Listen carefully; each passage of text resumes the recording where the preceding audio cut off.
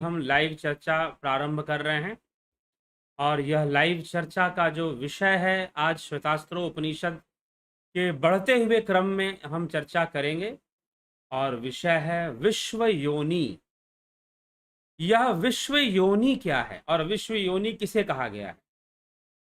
ठीक है, वैसे तो हमने कई योनियों की बातें की कि भाई अनेक योनियों में जीव का जन्म होता है, लेकिन यह विश्व योनि कहां पर है जहां से यह विश्व ही उत्पन्न होती है? कहने का तात्पर्य यह है। तो यह विश्व योनि शब्द का क्या अर्थ है और विश्व योनि शब्द का प्रयोग क्यों हुआ है, तो ये हम आज विचार करेंगे। आज की चर्चा में आप सभी जुड़कर इस चर्चा का पूरा पूरा लाभ उठाएं। तो चलिए इस श्लोकों की ओर चलेंगे कि श्वेतास्त्रों उपनिषद के श्लोक विश्व योनि और दूसरा विषय है संहार और सृष्टि। दो विषय है, संहार और सृष्टि और विश्व योनि। सबसे सबसे बड़ी बात क्या है कि विश्व योनि के संदर्भ में ही सारी बातें हैं, इसलिए मुख्य विषय वही है। तो संहार और सृष्टि की जो चर्चा है वह भी विश्व योनि को बताने के लिए ही की जा रही है। 3 श्लोकों में श्वेतास्त्रों उपनिषद के 5वें अध्याय के 3, 4, 5वें। दूसरे श्लोक में जिसमें कपिल मुनि की चर्चा है उस पर हम चर्चा कर चुके हैं। तो दूसरे, तीसरे, 5वें श्लोक की जो चर्चा है वह उस पर हम आज ध्यान देंगे। तो दूसरा हो गया, तीसरा, चौथा, 5वां।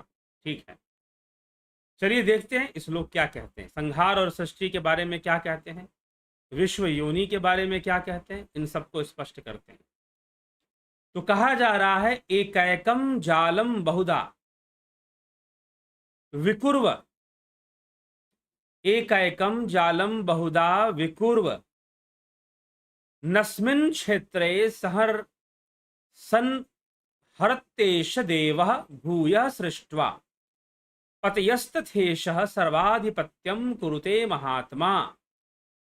यह देव इस जगत क्षेत्र में, यह परमेश्वर इस जगत क्षेत्र में एक एक जाल को बहुत प्रकार से विभक्त करता है, मतलब जालों को तोड़ता है। जाल, ये जाल कौन सा जाल है पहले ये समझना है। यह जाल है 24 तत्वों का जाल। प्रकृति के जो 24 तत्व हैं, बुद्धि, अहंकार, मन, ठीक है, पंच ज्ञानेन्द्रियां, पंच कर्मेंद्रियां, पंच तन्मात्राएं, ठीक, पंचभूत, तो ये जितने भी हैं, ये जितने भी हैं, ये क्या है? मन, बुद्धि, चित्त, अहंकार के साथ ये सारी चीजें आ जाती हैं। तो इन सब का जाल है, पंचभूत हो गए। अब इस शरीर क्या है? देखिए पंचभूतों का जाल ही तो है, और क्या है?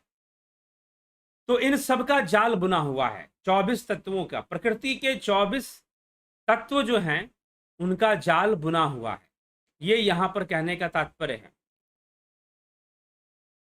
तो यह जो जाल है, इन जालों को क्या करता है? वह परमेश्वर विभक्त करता है, बहुत प्रकार से विभक्त करके संहार करता है। प्रलय काल में जालों को तोड़ता है और जीव को मुक्त करता है।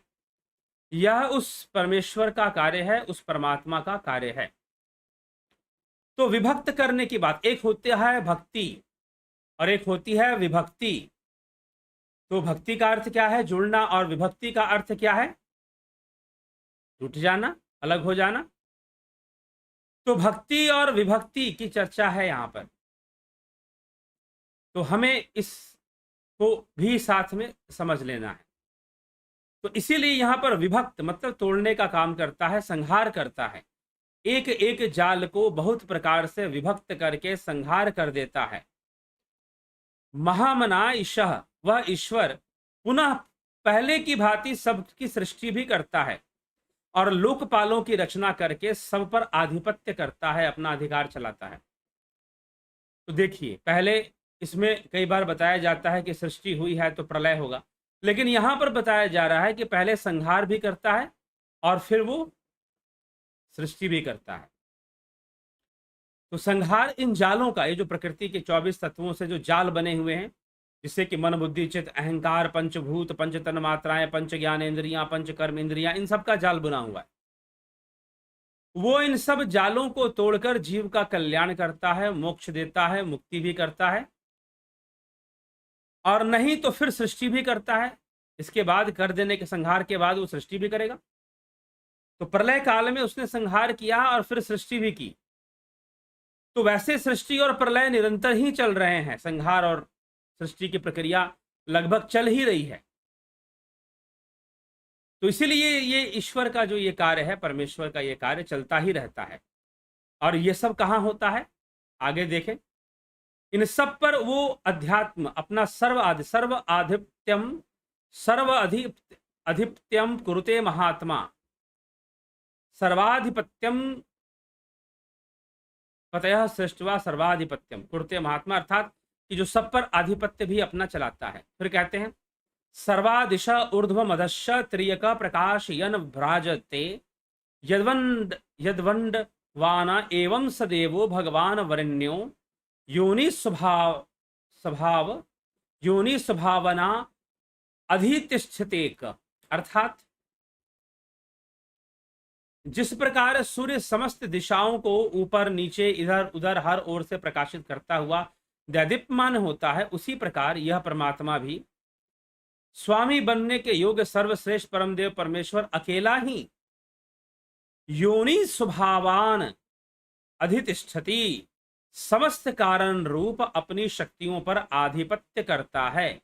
मतलब किस रूप में आधिपत्य करता है, कारण रूप में आधिपत्य करता है। उसका अधिकार सभी वस्तुओं पर, सभी तत्वों पर किस रूप में चलता है, तो बता रहे हैं कि कारण रूप में चलता है। इसलिए योनि शब्द का एक अर्थ कारण भी है। ठीक, तो यह संपूर्ण, जैसे कि सूर्य दशों दिशाओं को प्रकाशित करता है दिन में, वैसे ही वो ईश्वर, वो परमेश्वर, स्वामी बनने के योग्य परमदेव परमेश्वर अकेला ही समस्त कारण रूप अपनी शक्तियों पर आधिपत्य करता है। ये समझाने का प्रयास है। फिर कहते हैं यच्च स्वभावम पचति विश्व योनि।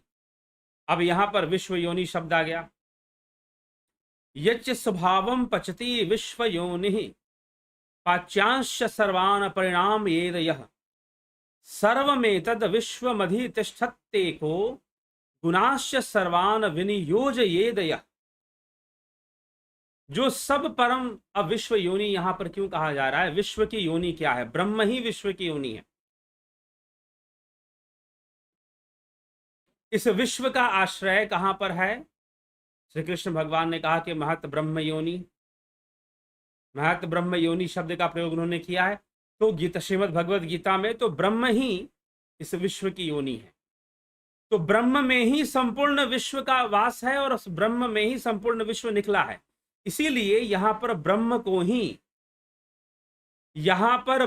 को ही विश्व योनि शब्द से बताया जा रहा है। ब्रह्म को ही बताया जा रहा है विश्व योनि शब्द से। क्या कहते हैं कि जो सबका परम कारण विश्व योनि है और समस्त तत्वों की शक्ति रूप स्वभाव को संकल्प तप से तथा जो समस्त पकाए जाने वाले, मतलब संकल्प तप से उसको पकाता है, विश्व को, समस्त तत्वों को, पकाए जाने वाले पदार्थों को, पाच्यान पकाए जाने वाले पदार्थों को परिणाम ये नाना रूप में परिवर्तित करता है, जो अकेले ही समस्त गुणों का जीवों के साथ यथा योग्य संयोग कराता है तथा इस समस्त विश्व पर शासन करता है। देखिए कितनी रहस्यमयी बात है। जो विश्व योनि है, अर्थात संपूर्ण विश्व की योनि हो, वही समस्त तत्वों की शक्ति रूप स्वभाव को पकाता है, अर्थात उनका व्यंजन बनाता है, तथा जो समस्त पकाए जाने वाले पदार्थों को नाना रूप में परिवर्तित करता है, यह जो अकेला ही समस्त गुणों का जीवों के साथ यथा योग्य संयोग कराता है तथा इस समस्त विश्व का शासन भी करता है। तो समस्त तत्वों का योग कराने वाला वही है, वह ब्रह्म ही है। सभी तत्वों को पकाने वाला भी वही है, नाना रूप में परिवर्तित करने वाला भी वही है। परिणाम ये जो अकेले समस्त गुणों का जीवों के साथ यथा योग्य संयोग कराता है तथा गुणों का जीवों के साथ, तरह तरह के जीवों के अंदर जो गुण आ रहे हैं, अनेक अनेक तत्वों के कारण, तमोगुण, रजोगुण, सतोगुण, तो उसके अंदर जो गुण हावी हो रहे हैं उनका संयोग भी वही कराता है। इसीलिए विश्व अधितिष्ठति, विश्व का शासन करता है। सर्वम विश्व अधितिष्ठति, संपूर्ण विश्व का वो शासन ही कर रहा होता है। तो ये हमें यहां पर विश्व योनि कहने का तात्पर्य मूल कारण है। जो संपूर्ण जगत का मूल कारण है वही तो विश्व योनि है। तो मूल कारण वही संहार करता है, वही सृष्टि करता है, वही सभी को तपाने वाला है, संपूर्ण तत्वों का जाल बुनने वाला है। तो पहले कहा गया कि भाई जाल को काटता है, लेकिन जाल को बुनता कौन है? बुनने वाला भी वही है, काटने वाला भी वही है, एक ही तत्व है, ब्रह्म। बस बुनने की प्रक्रिया जो है भोग वृत्ति है, और जलाने की प्रक्रिया योग वृत्ति है, क्योंकि वो निष्काम है। ठीक, तो ये विषय थोड़ा सा हमें स्पष्ट रूप से समझ लेना चाहिए जो यहां पर बताया गया है। विश्व योनि, विश्व योनि शब्द का प्रयोग इसलिए हुआ है क्योंकि वह ब्रह्म ही। अब इससे एक और बात होती है, अब योनि शब्द स्त्रीलिंग भी माना गया है, तो अब ब्रह्म क्या है? ब्रह्म को भी यहां पर देवी के रूप में माना गया है, योनि के रूप में माना गया है। तो इस रहस्य को भी थोड़ा समझना चाहिए।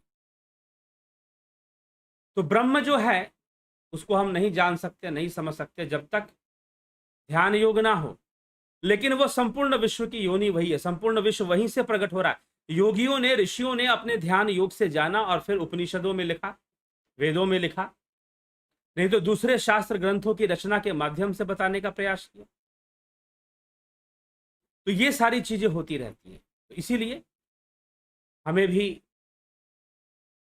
इस तथ्य को समझना है और समझकर ही चलना है। ठीक है, तो विश्व योनि ब्रह्म के अंदर संपूर्ण विश्व ही निहित है, इसीलिए उसको विश्व योनि भी कहा गया है। ठीक, चलिए आगे देखते हैं आपके कमेंट क्या कहते हैं। विक्रम सिंह जी, बहुत बहुत अभिनंदन है आपका। जगदीश लाल जी, गोपाल शर्मा जी, जगत नारायण जी, अंजू श्रीवास्तव जी, बिमला शाह जी, चितरंजन बरुआ, ओम नमो भगवते वासुदेवाय, उदय शंकर जी, भगवान श्री कृष्ण गीता में एक समय कहते हैं, ना मैं कुछ करता हूँ, ना मैं कुछ करवाता हूँ, ना ही किसी कार्य का सहयोगी बनाता हूँ, और दूसरे समय कहते हैं कि तुम निमित्त मात्र बनकर रह करने वाला तो मैं ही हूँ। चर्चा हो चुकी है इस विषय पर, गीता के इस विषय पर। भगवान कुछ भी नहीं करवाते, करने वाला मैं हूं, कारण रूप में, योनि रूप में, जैसे कि अभी चर्चा हुई योनि की, कारण रूप में करने वाले हैं, ना कि प्रकट रूप में। कुलदीप सिंह जी, विश्व यात्री जी, ओम नमः शिवाय। रवि यादव जी, अभिनंदन है आपका।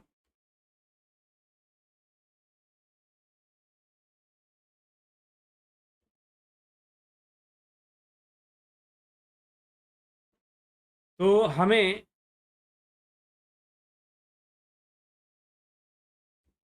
इन सब बातों को समझना है। जयंती भाई पटेल, कन्हाई कुमार जी,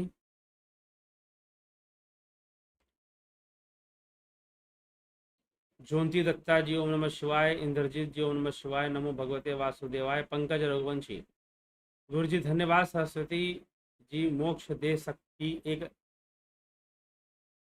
की एक कल्प तक की कहाँ है? पता नहीं कौन से कल्प की बात कर रहे हैं। वेदों में नाम है, वेदों में सरस्वती जी का नाम आता है, यजुर्वेद के अंदर भी है, बाकी वेदों में देवी के रूप में सरस्वती जी का नाम है।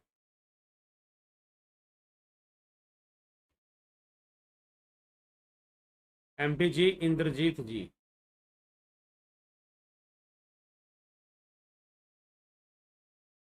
भीम सिंह मीना जी,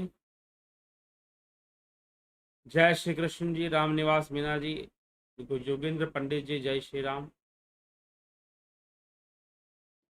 पिंटू वासवा जी, हरिओम तत्सत। चंद्रेश्वर पांडे जी, उमेश चोपड़ा जी, पंच मिशाली जी, गंभीर शाह जी, एस के मिनहास जी, सादर प्रणाम। भूप सिंह खिचर, राम राम। रजनीश बर्फानी, ओम तत्सत। रमेश चाहत, सरोज कृष्णानी, आरगह लाल चौहान, उषा श्रीवास्तव जी, राजू पाल जी, सुंदर वर्मा जी। ब्रह्म ज्ञान के रहस्य को धारा प्रवाह सरल और सहज रूप में स्पष्ट रूप से समझाने के लिए धन्यवाद। आपका भी धन्यवाद सुनने के लिए और अपना समय देने के लिए समझने में। प्रेमपाल कुमार जी,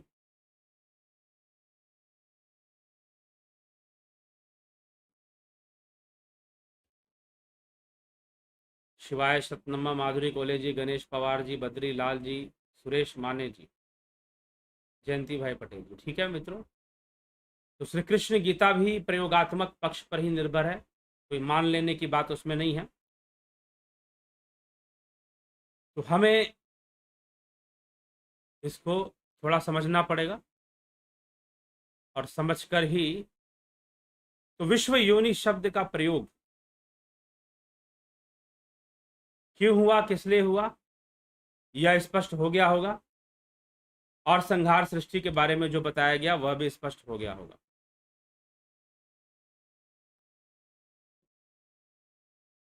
तो मित्रों, इसी के साथ आज की चर्चा को यहां विराम देते हैं। कल फिर जो है हम 9 बजे कोई विशेष चर्चा लेकर यहां उपस्थित होंगे और उस चर्चा को आगे बढ़ाएंगे। निश्चय ही आप सभी चर्चा से जुड़कर इसका पूरा पूरा लाभ उठाएं। तो बहुत बहुत आभार आप सभी का इस चर्चा में भाग लेने के लिए और चर्चा को आगे बढ़ाने के लिए। आप भी प्रत्येक दिवस अवश्य चर्चा में भाग लें और इसको आगे भी बढ़ाएं। इसी के साथ विराम देंगे आज की सभा को।